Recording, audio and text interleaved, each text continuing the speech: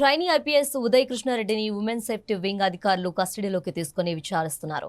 రేపు సాయంత్రం 5:30 గంటల వరకు కస్టడీ కొనసాగనుంది. అత్తాపూర్ పోలీస్ స్టేషన్లో women safety DCP Lavanya Naik ఆధ్వర్యంలో విచారణ జరుగుతుంది. ఈ నేపథ్యంలో డీసీపీ అత్తాపూర్ పిఎస్ కు చేరుకున్నారు. కృష్ణారెడ్డిని డీసీపీ పర్యవేక్షణలో సిఐ జోష్న విచారిస్తున్నారు. కస్టడీలో కొత్త విషయాలు వెలుగులోకి వచ్చే అవకాశం ఉన్నట్లు సమాచారం.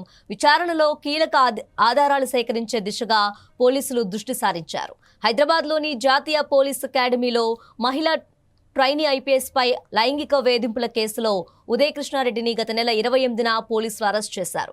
వారం రోజుల పాటు కస్టడీకి ఇవ్వాలంటూ విమెన్ సేఫ్టీ వింగ్ అధికారులు ఉప్పరపల్లి కోర్టులో పిటిషన్ దాఖలు చేయగా 2 రోజుల పాటు కస్టడీకి న్యాయస్థానం అనుమతించింది.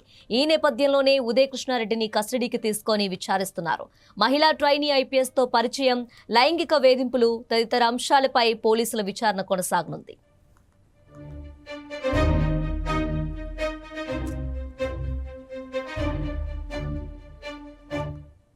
ఇప్పటికే ట్రైనీ ఐపీఎస్ ఉదయ్ కృష్ణారెడ్డికి మరో మహిళతోనూ సన్నిహిత సంబంధాలుండేవని పోలీసులు దర్యాప్తులో గుర్తించారు. ట్రైనీ మహిళ ఐపీఎస్ పై వేధింపుల కేసు దర్యాప్తులో సీన్ రీకన్స్ట్రక్షన్ లో భాగంగా పోలీసులు అశోక్ నగర్ లోని ఉదయ్ కృష్ణారెడ్డి గదిలో సోదాలు చేశారు.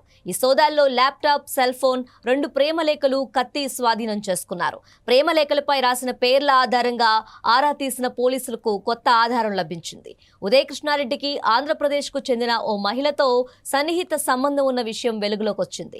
సదరు మహిళకు 2014లోనే వివాహం అయిందని, 2023 నుంచి ఆమె భర్తకు దూరంగా కుమారుడితో కలిసి హైదరాబాద్లో ఉంటున్నారు. ఈ సమయంలో పరిచయమైన ఉదయ్ కృష్ణారెడ్డితో ఆమెకు స్నేహం కుదిరింది. హైదరాబాద్ వచ్చిన ఆమె కొంతకాలం ప్రైవేట్ సంస్థలో పనిచేశారు. ఏడాది జనవరిలో ఉదయ్ కృష్ణారెడ్డి సూచనతో ఆ ఉద్యోగానికి రాజీనామా చేసి అశోక్ నగర్లోని ఓ ఐఏఎస్ ఇన్స్టిట్యూట్లో చేరారు. ఇద్దరి మధ్య సాన్నిహిత్యం ఏర్పడగా లివ్ ఇన్ రిలేషన్లో ఉందామని ఉదయ్ కృష్ణారెడ్డి కోరినా చట్ట ప్రకారం విడాకులు రాకపోవడంతో ఆమె తిరస్కరించినట్టు సమాచారం.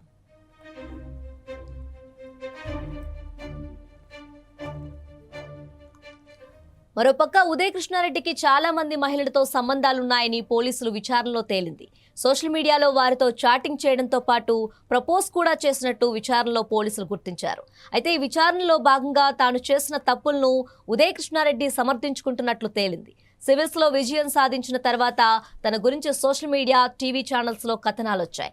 వాటిని చూసి చాలా మంది మహిళలు తనకు ప్రపోజ్ చేశారని, అభిమానులుగా మారారని, వారి ప్రపోజల్స్ కు తాను ఓకే చెప్పారని, అందులో తప్పేముందని ఉదయ్ కృష్ణారెడ్డి చెప్పినట్టు తేలింది. ఇక తాజాగా కోర్టు 2 రోజులు పోలీస్ కస్టడీకి అనుమతిచ్చిన నేపథ్యంలో ఉదయ్ కృష్ణారెడ్డికి సంబంధించి మరిన్ని విషయాలు వెలుగులోకి రానున్నాయి.